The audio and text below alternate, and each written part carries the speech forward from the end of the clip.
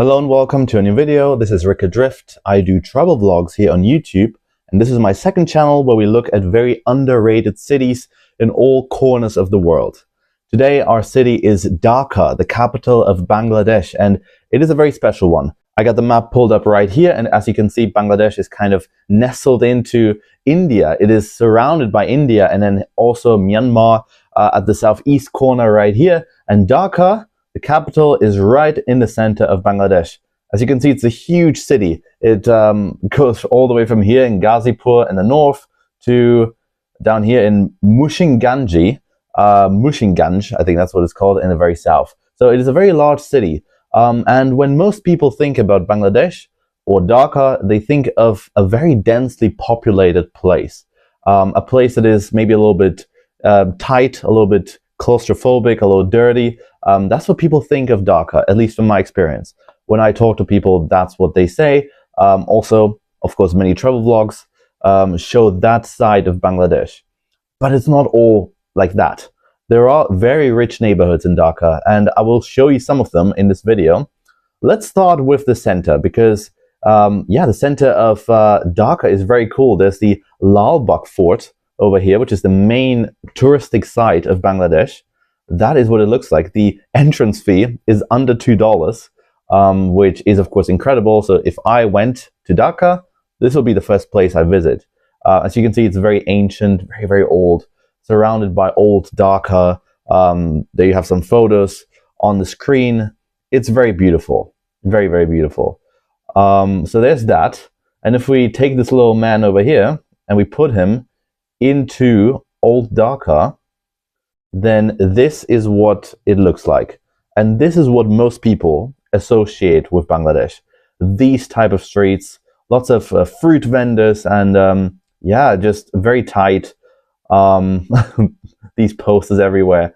And it's just not all like this. There's an area in the north, it's called Banani.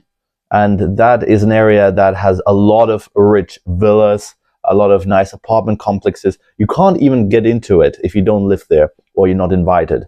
That's how exclusive it is. There's a golf course over here as well. And the government conducts some business in that area.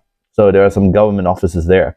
If we, hopefully we can find a little, oh yeah, there we go, a little panoramic view of Banani. As you can see, these buildings, they are quite nice. And the people who live there are definitely at least upper middle class. But I want to see if I can find maybe a little bit of a better pick. I think over here we have some really nice panoramic views, and that's what I mean, guys. This is a pretty exclusive neighborhood. These apartment buildings are definitely for the wealthy population of Dhaka. There's another panoramic view right next to it where you can really see villas. Oh, we zoomed in a little too much. There we go. Look at that. Or apartment complexes. Oh, hello there. But yeah, this is Banani for you guys. So there are many neighborhoods like that, new developments in Dhaka. So not all of the city is tight and claustrophobic and poor. Not at all. So it's a misconception. So there's that. Also, there's an area called Gulshan. That's where all the luxury hotels are located. If you want to go to a bar in Bangladesh, you need to go to Gulshan. I think this is it near, hold on, maybe I should type it in to really find it. But I think most luxury hotels are in Gulshan. Yeah, it's that place over here. The Renaissance, I think one of the best hotels in Bangladesh, for example. Again, a misconception is that a lot of, there is no alcohol in Bangladesh. That's what people say. But there is. You can go to bars. You can have a drink. It is not a dry country. And yeah, so that's that. When it comes to getting to Bangladesh, there is obviously an international airport. That is it. It's called the Hazrat Shah Jalal International Airport. That's what it looks like. It's fine. I wouldn't say it's anything special. It looks okay. In fact, this actually doesn't look bad at all. The inside of it looks pretty grand and nice. There's the check-in area. There's a little statue outside of it, a little piece of art. And if we open Skyscanner, you can see that flights within Bangladesh are really, really cheap. It costs only $24 to go to Chittagong, $34 to Saidpur. There's other big cities like Sylhet, Cox's Bazar, everything under $60. So it's definitely not a lot of money. India is obviously close by, so I guess Kolkata is probably the cheapest one to fly to. Yes, $86. Chennai, $106. These prices are not too bad, I would say. Of course, you can go to the Middle East as well, which is where a lot of Bangladeshi people work. So if we look at, let's say, United Arab Emirates, that is more expensive just because the demand is higher for these flights. So there's that.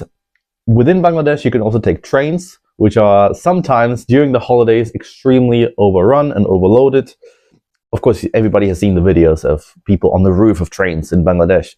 It's not like that all the time. It's only during public holidays, from what I heard.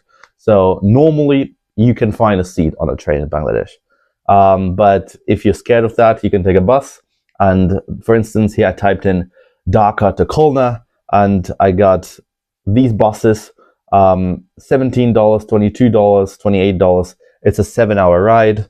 Some of them have even like sleeper cabins, but you know, the cheaper ones, you can find these type of seats over here, which are absolutely fine for 7 hours, I think. Bus drivers in Bangladesh are notoriously crazy. These are the buses, and sometimes you can also get cheaper buses, but they don't leave until they're full. So it really depends on the company, and I'm sure you can go to Khulna for a lot cheaper than $17. Hotel-wise, I already mentioned Gulshan, where the nice hotels are at. But if your budget is lower, you can find some really cheap hotels too, like this one, Central Inn. Look at it, 3 stars. Let's just open it in a different window. 3 stars and looks super cool. The rooms are very, very pretty. Yeah, amazing. There's a gym in there. That's what the room looks like. I think it is absolutely sufficient. But of course, you know, if we go to high to low, there is a small minority of Bangladeshis that can't afford anything because, of course, there are very rich people there. So they can stay in these hotels too. Look at them, $120, $130 for the cheapest rooms. But yeah, Intercontinental right here, for instance, a very famous brand. So it really doesn't matter what your budget is. You can go to Bangladesh, enjoy yourself, get a decent hotel for any type of money. Now, when it comes to restaurants, there's, of course, you know, Bangladeshi food is some of the best in the world. There's biryani, which is some of my favorite food ever, which is, I believe, Bangladeshi. And I mean, there's lots of luxury restaurants. There's also cheaper restaurants. I found this one, Hazir Biryani, which is the 26th out of 817 restaurants in Dhaka. So you know it's good. You know the food is going to be busting. And I clicked on the photos of the food. Let's see if I can find them again. Yeah, there we go. That's the food, and it looks really good. The biryani, I'm sure it is extremely cheap too. The biryani just looks phenomenal. Yeah, look at that, guys. Of course, people eat with their hands in Bangladesh in cheaper restaurants. Of course, you can also go to a really nice place like this one, a grandiose restaurant, which combines South Asian food and seafood. Of course, Bangladesh, a seafarer nation, so it makes sense. It makes sense, guys. That's the food, by the way. Look at that. I'm getting really hungry just looking at this. I think this is fried rice with some sort of meat. And then, yeah, fries. So lots of international food in Bangladesh. So even if you come visit and you're not a big fan of South Asian food, you will definitely find great stuff there. But what do you guys think? Are you from Bangladesh? Let me know if you like the city, because it gets a lot of hate for no reason. I think it's a fantastic place, and I had a flight booked to Bangladesh, but I had to cancel it, unfortunately. But I do want to visit in the near future.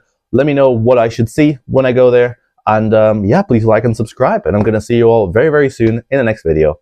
Bye for now.